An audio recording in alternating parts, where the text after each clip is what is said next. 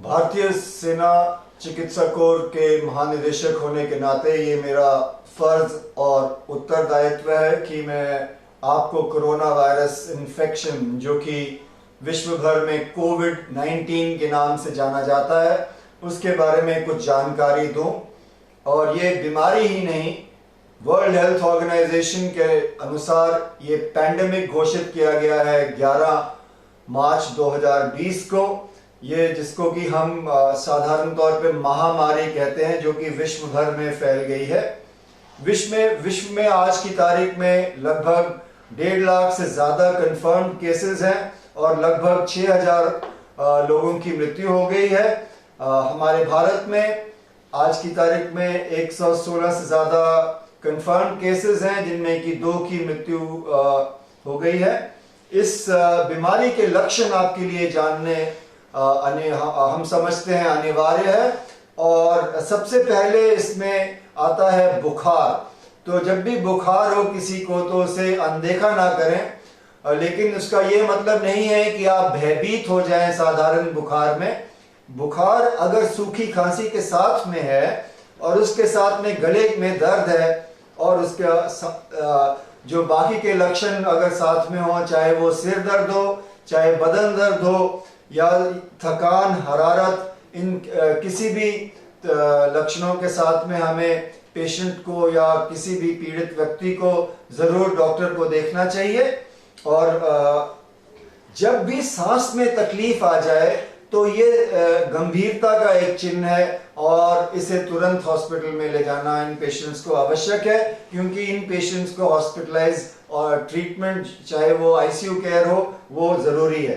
तो इसके लिए हमारे भारतीय सेना अध्यक्ष के और सेना चिकित्सा कोर की ओर से निजी, पारिवारिक, सामाजिक, सैनिक और जीवन वातावरण में हमारे क्या क्या जो बचाव हैं। सबसे पहले यह बहुत ही जरूरी है कि हम साबुन को अच्छे से प्रयोग करते हुए हाथ को धोएं।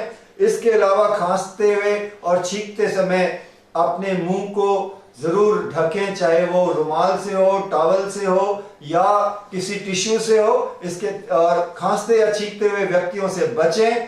अपने मुंह, नाक, कान को हाथ ना लगाएं जब भी आप किसी पब्लिक प्लेस पे हो।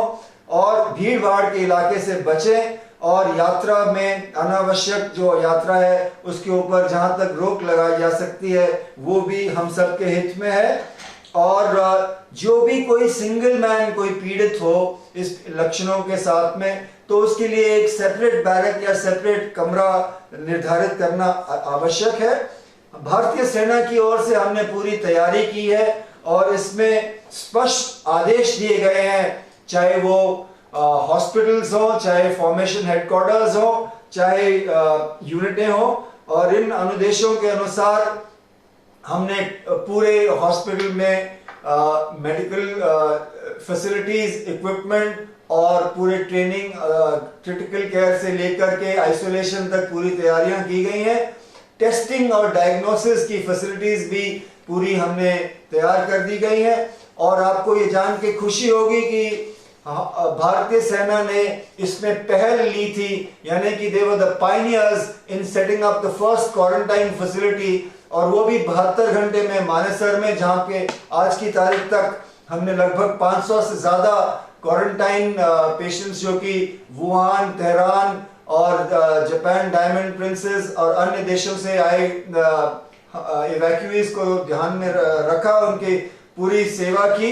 इसके अलावा आपको ये भी जान के खुशी होगी कि पूरी तैयारी की गई है और ये जैसलमेर, हैदराबाद, कलकत्ता, गोरखपुर, चेन्नई, जलीपा, बीनागुरी, सूरतगढ़, झांसी और जोधपुर में क्वारंटाइन फैसिलिटीज भी स्थापित की गई हैं और एयरफोर्स और नेवी ने भी इसका बंदोबस्त किया है।